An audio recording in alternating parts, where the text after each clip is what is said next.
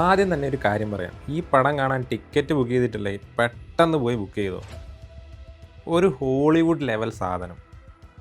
നിങ്ങളൊരു പടം കാണുമ്പോൾ അതിലെ നടനേക്കാൾ ഓരോ ഫ്രെയിമുകളും സൗണ്ടും VFXും എടുത്തു വച്ചിരിക്കുന്ന രീതിയും ഇതെല്ലാമൊക്കെ കണ്ട് പടം ഇഷ്ടപ്പെടുന്ന ഒരാളാണെങ്കിൽ ഇതെന്തായാലും നിങ്ങൾക്ക് ഇഷ്ടപ്പെടും. ഇന്ത്യൻ മൂവീസിൽ ഇതുവരെ ഇറങ്ങിയതിൽ വെച്ച് ഏറ്റവും ബെസ്റ്റ് വിഷ്വൽസും VFXും ഉള്ള ഒരു കിഡിലൻ മൂവി. ഞാൻ എന്താണോ എക്സ്പെക്റ്റ് ചെയ്ത് പോയത് അതിൻ്റെ ഇരട്ടി എനിക്ക് കിട്ടി.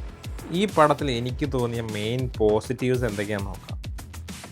VFX and making. ഒരു ഹോളിവുഡ് ലെവൽ VFX. ഒരു രക്ഷയില്ല.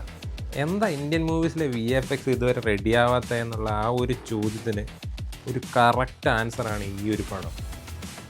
എന്നടാ പണി വെച്ചെടുക്കുക. ഈ പടം തുടങ്ങുമ്പോൾ ഫസ്റ്റ് ഒരു ഷോട്ടുണ്ട്, ഒരു വണ്ടിയിൽ കുറച്ച് ആളെ വെച്ചിട്ട് പോകുന്നത്. ആ ഒരൊറ്റ ഷോട്ടിൽ തന്നെ പടത്തിൻ്റെ ക്വാളിറ്റിയും VFXിൻ്റെ ക്വാളിറ്റിയും നമുക്ക് മനസ്സിലാവും. പിന്നെ പൊളി ബാക്ക്ഗ്രൗണ്ട് മ്യൂസിക്കും. അടുത്ത മെയിൻ പോസിറ്റീവാണ് ഇതിൻ്റെ കാസ്റ്റിംഗ്. പെർഫെക്റ്റ് ആയിട്ടാണ് കാസ്റ്റിംഗ് ചെയ്തിട്ടുള്ളത്. അമിതാഭ് ബച്ചനൊക്കെ അഴിഞ്ഞാടുമാണ് പടത്തിൽ. ഒരുപാട് ക്യാരക്ടേഴ്സ് ഉണ്ട് ഈ പടത്തിൽ. അവരെയൊക്കെ കറക്റ്റായി യൂസും ചെയ്തിട്ടുണ്ട്.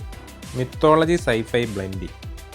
പാളിപ്പോവാൻ ഭയങ്കര ചാൻസ് കൂടുതലുണ്ടായിരുന്ന ഒരു ഏരിയ ആയിരുന്നു ഇന്ത്യൻ മിത്തോളജിയും സയൻസ് ഫിക്ഷനും കൂട്ടിച്ചേർക്കുന്നത്. ബട്ട് നല്ല പണിയെടുത്തതിൻ്റെ റിസൾട്ട് ശരിക്കും ഇതിൽ കാണാൻ പറ്റും. പോസ്റ്റ് അപ്പോക്കാലിപ്റ്റ് വേൾഡും അവിടുത്തെ സ്ഥലങ്ങളും പുരാണങ്ങളും എല്ലാം പെർഫെക്റ്റ്. ഇന്ത്യൻ പുരാണങ്ങളിൽ നിന്ന് ഇതുപോലെ ഒരുപാട് പടങ്ങൾ ഉണ്ടാക്കാനുള്ള സ്കോപ്പുണ്ട്.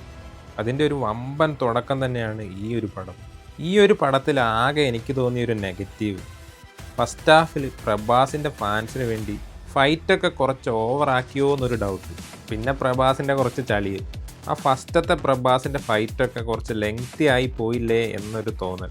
എൻ്റെ ഒപ്പീനിയനാണ് കേട്ടോ. അതല്ലാതെ വേറൊന്നും നെഗറ്റീവായിട്ട് എനിക്ക് പടത്തിൽ തോന്നി.